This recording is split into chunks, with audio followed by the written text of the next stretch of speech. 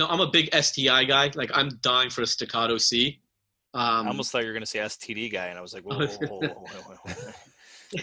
No, too much information. I like you, but yeah. Hey, can you get COVID from a toilet seat? Yeah, right. Only if you lick it. Meet the Pressers with Matt Mallory and Clint Macro. Brought to you by Public Safety and Education and the Trigger Pressers Union. And now, your hosts.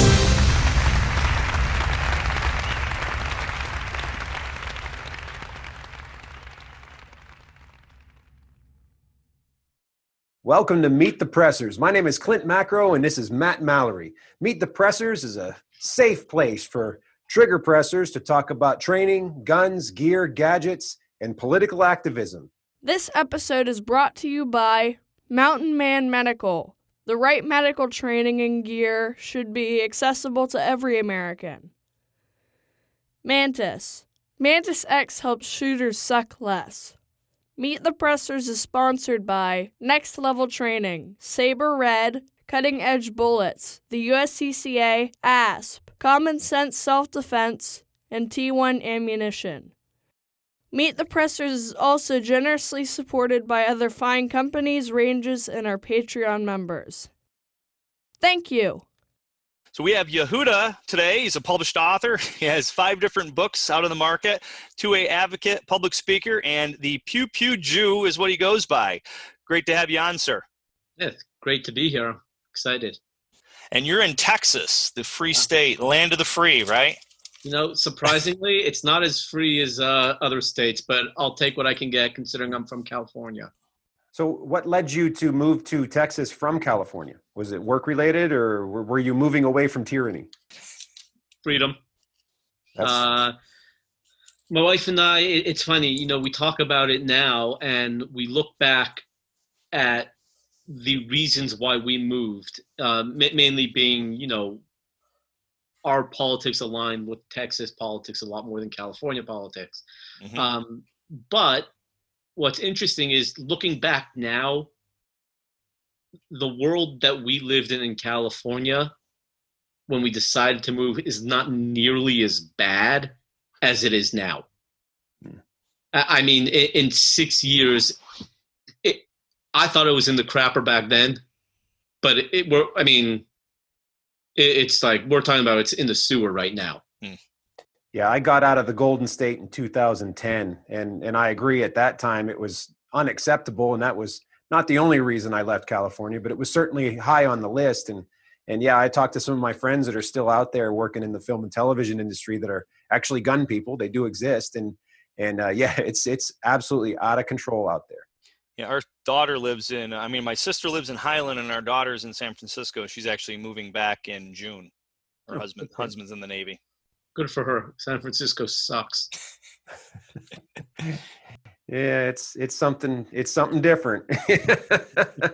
That's for sure. I'm an Orthodox Jew. I have an absolute belief in my religion. I will not knock anybody else's religion, but I am very comfortable with my religion. I love my religion. And I get a lot of flack from people. They're like, oh, all religion is bad. Judaism, you're just brainwashed. I'm like, I'm not, because I'm an adult and I can choose to make my own decisions. There you go. That said, the hard thing is there's a lot of classes, there's a lot of events that happen on Saturday. Yeah. My mindset is, if me being somewhere will make a difference, whether it's being an activist, whether it's, the NRA show is I'm never there on Saturdays. I only go Friday and Sunday.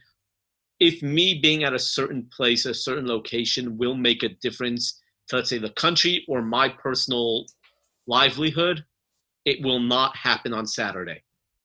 It will happen on a Friday.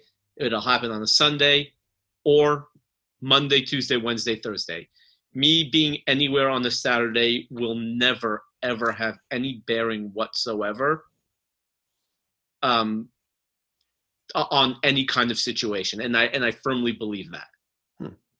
So what do you do on Saturday? What's the typical Saturday for the Pew Pew Jew? Oh man, so it starts Friday night, right? So we have our Sabbath. It starts Friday night at sundown. A normal Sabbath, we go to our synagogue Friday night when we're allowed to. We go to a synagogue, come home.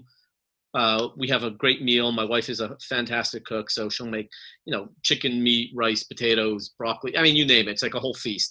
Nice.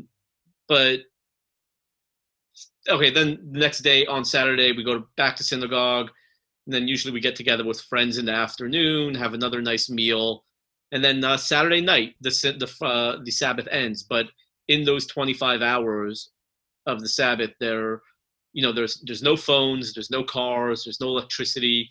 Now, when I say no electricity, that means I can't actually turn something on and off. If let's say, there's my kids have little kids, so we'll keep a hallway light on prior overnight, and over 25 hours we don't turn it off. We, if we want food warmed up, we have a hot plate and we have it on a timer so that the hot plate will get hot, and then we can put the food on Saturday morning, and then by the time lunch rolls around, the food's warm. So that's really it. I mean, there, like I said, there's no driving. It's amazing that I'm not connected to the news. I'm not connected to my phone. It's literally 25 hours of unplugging. Like I think that in itself would be very healing. Most certainly. It's so freeing. Yeah. I can't even begin to describe it. If you can do 24 hours without any kind of connection to the news or phone, it's just mentally, it's so healthy. It's like back in the olden days on the farm, right? Yeah, pretty much. That's good advice for anybody, just to unplug it and get away from the negativism that we're surrounded with. Hi, I'm Bram Frank with CSSDSC.com. I make knives and trainers, and this is Meet the Pressers with Matt Mallory and Clint Macro. Join us July 10th from 7 to 9 p.m. Eastern Standard Time for a special training event with Master Bram Frank. Sign up on the Common Sense Self-Defense website or on the Meet the Pressers Facebook page. Meet the Pressers.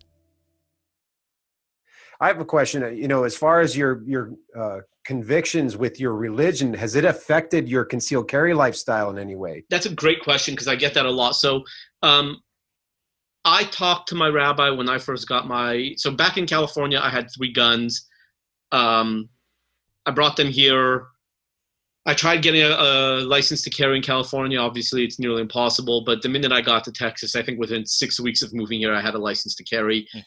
My rabbi the rabbi of my synagogue knew that I was carrying, and he was okay with it. Now, a lot of people over the last 6 years would say, there's no purpose for it on Sabbath. So I don't know how to translate it, but there's a lot of people say you shouldn't be carrying it. Not necessarily because you're bringing a weapon into the synagogue, but for other religious reasons. But I was like, no, I think there is a reason for it. Definitely. To the point now, one of the leading rabbis in the entire world came out and said, if you are a Jew and you have the ability to carry a firearm, not only should you, but even on the Sabbath. Yeah, I mean, it makes sense. If they know that you're unarmed on the Sabbath, then that's when they're going to attack you. Just like the no guns in school, no school zone, no guns, school zone signs. Right. You know what I mean? Gun-free zones. Yeah, gun-free zones. There you go. I was mixing them. But in a case like that, that's where they're going. That's where the bad guy's going. Now, this is a question for you. Yeah. If the politicians get their way and they make it so you have to use biometrics to be able to make the gun work, well, that's electronic. So now you wouldn't be able to carry on the Sabbath. That's a very, very valid question. And that could be a lawsuit that I've never been asked. That would be a great lawsuit. Now I'm kind of hoping that happens. So I bet Josh Prince would be interested in that lawsuit. Yeah. Yeah. I mean, I don't think they're ever going to get to smart gun technology or at least adopt it. There are too many people. I mean, if you think a lockdown right now is going to be as bad and your freedoms are being taken away, when they mandate you that you can only have a 22 caliber smart gun piece of junk. Right now, forcing someone to stay in their home is one thing, but taking our guns from us, whole different ballgame. Yeah. Well, April 19th, 1775. Prior to that, there were petitions, there were protests, there were letters written, there were complaints made. But when they finally came to take the guns, that was it. Yeah. Time for diplomacy was over. April 19th. I mean, the shot heard around the world. If they come for our guns, then you are seriously going to see some bad stuff happening. Well, they have been slowly but surely over the years. So I think it's that slow erosion. That's where we get kind of trapped or we lose sight of things. Yeah, it's like putting a lobster in water, right? Yeah, well, what's going on now with all the COVID lockdowns and stuff? I can't imagine that we're going to get back to exactly how we were pre this COVID stuff. Like there's going to be more subtle erosions and people will just be so happy to get out and go to work that they won't notice that now this happened or that happened, whatever the case might be. And, that's where people tend to lose sight of the big picture. Well, and that's how we are in New York. I mean, they deemed that liquor stores are essential, but ranges and gun stores are not. This is Aquil Qadir. And I'm Tiffany Johnson with Citizen Safety Academy, and you are watching Meet the Pressers with Clint Macro and Matt Mallory. Meet the Pressers. So you're 2A advocacy. What kind of things do you do? Do you travel the country? You're also a public speaker. So is that public speaker specifically for the 2A advocacy, or are they two separate entities, two separate beasts, if you will? Well, it's interesting. So, it's slowed down a little just because of everything that's been going on. Mm-hmm. My advocacy starts at home. I try very hard to educate not just people on their Second Amendment rights, but one of the big things that I try very hard to do is to educate Jews on their Second Amendment rights. Unfortunately, Jews have a very bad rep of being anti-gun, which in a lot of cases is true. I am trying to change that. I'm trying to show the country that not all Jews are anti-gun. That's why I've launched the whole Pew Pew Jew brand. Mm-hmm. I have all my T-shirts and my posters and all this great stuff that I absolutely love. As an author, you've got a few books out. I do, yes. Is that your bread and butter? Is that how you keep the lights on? Yes and no. My wife is how we keep the lights on right now. Oh, I know that one very well. But we no, all thank our wives, right? Oh yeah, for sure. My wife, I'm shocked that she's still married to me after 12 years. I am the husband that will just annoy the living hell out of her because it's fun. I treat her like a queen. She's my goddess, and she knows that. But I do not stop ever harassing her, and especially now that she's home. I mean, let's just put it this way: if I worked at another business that wasn't my house, the sexual harassment lawsuits would be piling up right now. But my wife is a fun girl who, shockingly, like I said, has a sense of humor where she puts up with me. So, So wait a minute, you go around sniffing random women's hair too? Oh, that's very presidential. Well, I only do that because I have to live vicariously through them. There you go. Okay. Yeah. So does your wife shoot? No. Yeah, it drives me crazy. The kids? My 10-year-old son, he loves it. He's obsessed with shooting. I mean, he is. It's fantastic. We were at somebody's house and they were talking. We were talking about guns and gun safety and stuff like that. And I had my 43X on me, and I cleared it. And they're like, "Whoa, what are you doing?" I'm like, "I want to show you something," because they were talking about how they have kids in the house and they're thinking about getting a gun. Like, I want to show you something. So I called my 10-year-old over, and there was no round in the chamber, but the magazine was in. And I turned to him like, "Hey, buddy." And he takes the gun, and it didn't even faze him. He takes the gun, looks to see. He takes the magazine out, looks to see, fingers off the trigger, pointed, right. And then he just gives it back to me, and he continues to play basketball. And this couple was just like, what the like, and I'm just like, no, I mean, he's been reading my safety book since before it got published. I mean, it took me 5 years to get it published. So, he's been reading it, and he knows all the rules. My daughter knows the rules. She's 8 years old, but she has not, pun intended, pulled the trigger yet and gone shooting. As soon as my daughter's ready, I told her the first shot she has, I will take the casing, drill a little hole through it, and make a necklace for her. And she's like, cool. That's a good idea. It's a great idea because she so wants to do it. Mm-hmm. Push her over the edge with that, yeah. But she's not there yet, and I'm not going to push her. My 4-year-old is never touching a gun ever because the kid is Satan's spawn, and he's the most terrifying child on the face of the planet.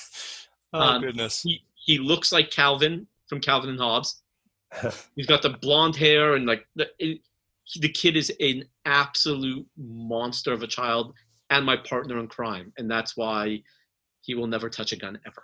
The good thing is my little guy, my 4-year-old, like, I'm a very big believer, and this is something I preach and speak about all the time, is you need to get your children involved with the firearms. And that doesn't mean, taking them shooting. That's not getting, that's of course getting them involved. But when I strip down my guns and I clean them, I let my kids bore the snake, right? They're cleaning the barrel. If my son ever wants to touch my gun, like my 4-year-old was walking, I had my Glock on me. I was walking to give him a shower, and he sees my gun, and he goes, "Oh, Daddy, there's your gun." And he goes, "Can I touch it?" And I was like, "Well, first, what are we not allowed to touch?" He goes, "The trigger." And I go, "Where do you keep your finger?" He goes, "Off of it." Now, that's awesome. Now, granted, I still don't trust him, but you need to start somewhere, right? Multiple touches, right? Right. So after he told me this, I was like, okay. I took my gun out. I cleared it. I said, see, there's no bullets in there. And then I proceeded to let him. He just goes like this, right? But I am taking away that cool factor. I'm taking away the mystique of a firearm. Yeah, demystifying it. Yep. Right. And I think it's so important to do that, to get kids involved. And, like my rabbi, like I just told you, who just bought a gun yesterday, right? He's like, well, what do I tell my kids? I'm like, that you bought a gun. He's like, whoa. Like, no, whoa. Tell your kids you got a gun. Right. And I said, do your kids ever try to find their Hanukkah presents when you wrap them up? It's the same thing with Christmas presents, right? Like, your kids are automatically, they are inquisitive. They are looking to get into trouble. I said, they will find the gun. It's that simple. Taking away the mystique, telling them, hey, if you ever want to see the gun, I'm more than happy to show it to you. Just come to Daddy, come to Mommy, we will show it to you. And he's like, oh, okay. Then, like, you see the wheels turning, right? And it's something that I try to promote a lot. Yeah, I think programs like Eddie Eagle are very well intended. But if you just leave it at the end of the Eddie Eagle program, it reinforces that fear stigma that, oh, it's something I got to stay away from. Yeah, if you don't have training at all, or if you're like a teeny tiny kid, then yeah, stop, don't touch, run away, tell an adult is an excellent message. But when that kid sees that gun and gets exposure to it, then I think we as the responsible gun owners especially need to then start that educational process. And maybe that means taking to the range. Maybe that means just allowing, like you did, allowing them to safely handle or touch the gun or see how it tears apart and help clean with it, show how you store it, whatever that is. But we need to start acclimating them to proper gun usage so that they don't reinforce that fear and inhibition or, that curiosity about the gun. Because if we don't do that, they're going to learn from the flashy TV on the wall, and we know that's rife with bad influence. No, 100%. And I actually, a lot of people talk about that. They're like, oh, does that, like, What about the Eddie Eagle program? What about Project Child Safe? I'm like, look, honestly, the Eddie Eagle program is an amazing program. They've reached so many kids in the last 35 years. But I said, but they haven't changed anything in 35 years. The only thing they talk about is what to do if you find a gun somewhere it's not supposed to be. We all know that there's so much more to firearm safety. And that's actually what prompted me to write my book, is that when my parents found out, even though I was married, 2 kids out of the home, when my parents found out that I owned a gun, they didn't know about my other 2. They just knew about my Glock. They went ballistic. And for me, it was more... That's ironic. Yeah, pretty much, you would think. But no, it's to me, it was like, okay, well, I'm mature. I'm responsible enough to get married, to have kids, live on my own, but I'm not responsible enough to own a tool in the home. So I was like, okay, I need to educate my children. And of course, you go to the NRA. This was already 10 years ago. Went to the NRA website. You found the Eddie Eagle program. Great. Downloaded the little video. My kids loved it. But then I'm like, whoa, but they don't talk about the 4 rules. And I was like shocked that there was nothing on the market for children, not for adults to talk to children, for children, specifically to write or to be able to read about firearms education, firearm safety. At their level. At their level. And that's why I wrote the book. And everyone's like, well, my friends know I like writing. They're like, you've written articles, you've done this, but you've never written a children's book. I'm like, is it that hard? I'm like, I was a child once. I was, yeah. And also, like, how hard is it to, like, say, my daddy taught me this? It's like, not that hard. So, my wife still says I'm a child. So my wife says she has 4 kids, not 3. So that goes along in my classes when it comes to the Eddie Eagle. I'll say that, and I'll say that's great, but I say that we also need to, because there's inquisitive kids. I know when I was a kid, if you ever watched the Dateline NBC thing where they put the kids in the room, they tell the kid not to touch the gun, they leave the room, and then they video record it, and what are they watching? Even cake, like they'll put a cake there. Don't touch this cake. It's poisonous cake or whatever. I mean, and the kid still goes up and like, they'll never know. And then they're smearing it to cover up their fingerprints. I mean, you got to teach them about the guns. I'd rather teach my kids than have a neighbor or have somebody teach them the wrong way. I mean, look, right now, the Dallas County said that, law enforcement's not going to respond to like small thefts and stuff like that. My wife freaked out. What did I do? I have my AR-15 literally right leaning up against my bed, magazine in the well, not chambered, magazine in the well. My kids walk by it. Anytime they come into our room, they see it, and you know what? It's never once jumped up. They don't care. Yeah. Didn't go boo. Right. If my son, my 10-year-old loves my AR-15. He loves shooting it. So when he sees it by my bed, he's like, "Can I hold it again?" And I'm like, "Sure." At least he's asking, right? Right. And he's asking. You take away that mystique of it again. It's so important that they just won't care. It's not going to be cool. Shooting a gun is not cool. It can be fun, but it's not cool to them anymore. I'm Grant Schmidt with ShotTech LLC, and this is Meet the Pressers with Clint Macro and Matt Mallory. Meet the Pressers. How does somebody end up purchasing your book? How could they find that information out, and actually support you that way? Yeah. So, or your book. If you feel my Herbie Hancock is worth $10, you can go to my website, thepewpewjew.com. Otherwise, Amazon. But I have 5 books. I have a joke book, 105 explosive gun jokes. I have the ABCs of guns. I have a book called 27 Words, which is a breakdown of the 27 words of the Second Amendment for children. Nice. So I've got a bunch of stuff, a lot of fun stuff on my site. So Pew Pew Jew, what was your alternate to that? Did you come up with like 3 and pick the best one, or? No. Okay. So someone, I think it was John Richardson. I don't know if you guys know John. He's a great 2A advocate and blogger, a great guy, heart of gold. And I called him to get some advice. And this was, 2 years ago. Mm-hmm. and we're on the phone. I remember clearly we were on the way. My wife and I were on our way to a dinner, and my wife was like nagging me in the car because I was on the phone for like 40 minutes. And he's like, yeah, there's no Jews doing the advocacy like you're doing. He's like, it's kind of like you're the Pew Pew Jew. and all of a sudden, like the light bulb goes off in my head, and I call my illustrator who's done 5 out of most of my books.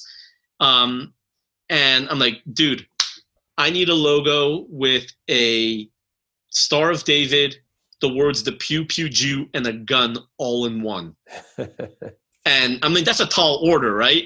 Yeah. And 3 days later, the logo that you see, I'll show it to you right here. That right there.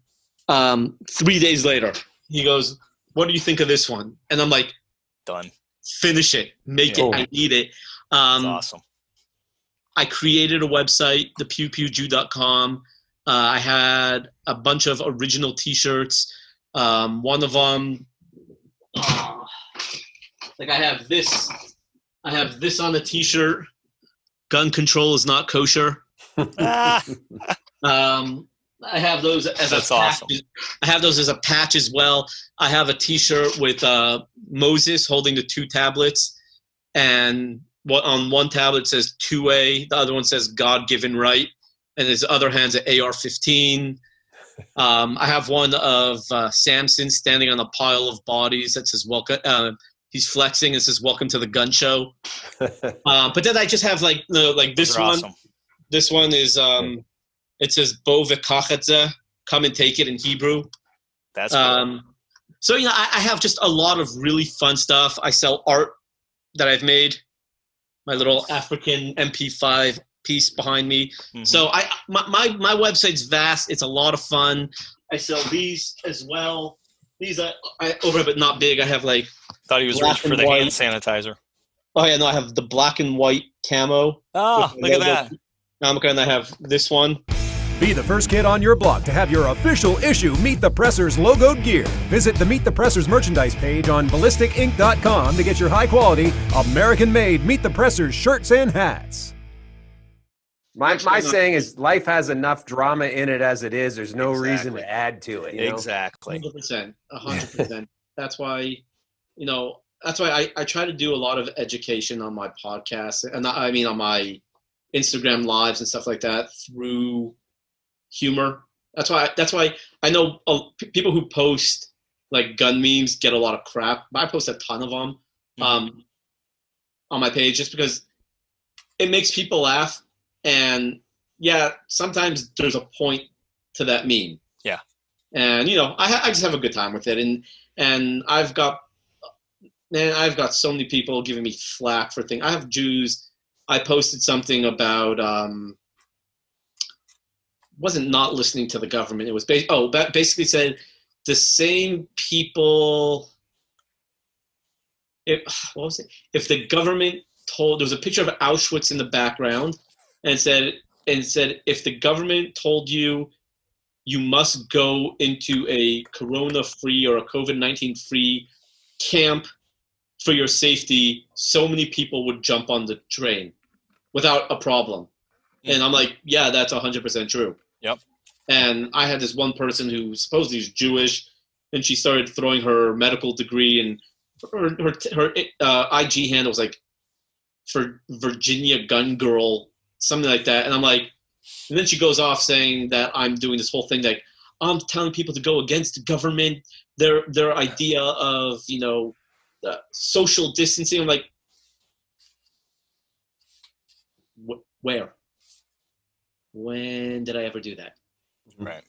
And then she finally just said, forget you, I'm unfollowing you. I'm like, see you later. Drama, dude. Drama. Them Virginia people just want more drama. Them Virginia people. I thought, just kidding. Love Virginia. Awesome. Well, it's been, like I said, awesome having you on. Glad we were able to get together and chat a little bit and talk about faith and politics and everything else. Yeah, it was great having you on the show, man. You're welcome back anytime. Thanks for coming on. Yep. Appreciate it. Thank you. Stay safe.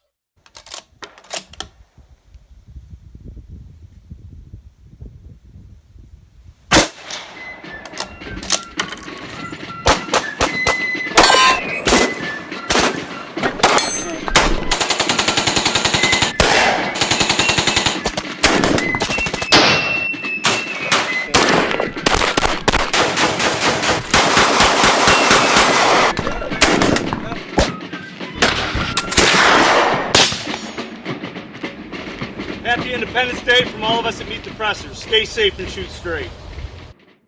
Meet the Pressers. I'm John Wayne. Is there any better or equal hope in the world, Lincoln asked, than the ultimate justice of the people? We Americans believe there is not. The stonework of our national life is made of this belief. Some of our national spirit shows up in the monuments we erect, the large ones and the small ones. Our heritage of freedom is our most priceless possession, and before us have died to keep it alive, and men in our times have done the same. But although men have died to preserve it, we may die again. The glory of this heritage is the vision of life that it has given us.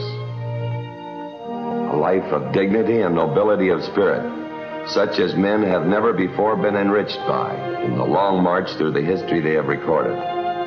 There is a phrase which recurs in our national documents, the literature of our story as a people, which points to the source of our belief in individual freedom, and defines perhaps better than any other the nub of the conflict between the opposing systems of values which sweep the world today. That phrase is, "This nation under God." That phrase and others like it set the standard of our concept of man. As a creature of God, man is a being with dignity and conscience, with the ability to determine right from wrong and the obligation to act on that right. From this belief in man as a responsible being flow the beliefs in his other qualifications which we accept, usually even without bothering to think about them, as parts of that vague condition which we call the American way. His ability, indeed his right to explore the truth in all things. His ability to govern himself. And his ability to handle his own economic problems. We believe in many things, but this belief that man is a responsible being bears out our own unique stamp as a nation. I have seen the glory of the coming of the Lord.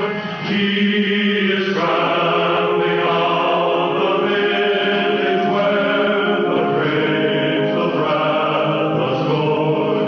He can lose the faithful lightnings of his terrible swift sword.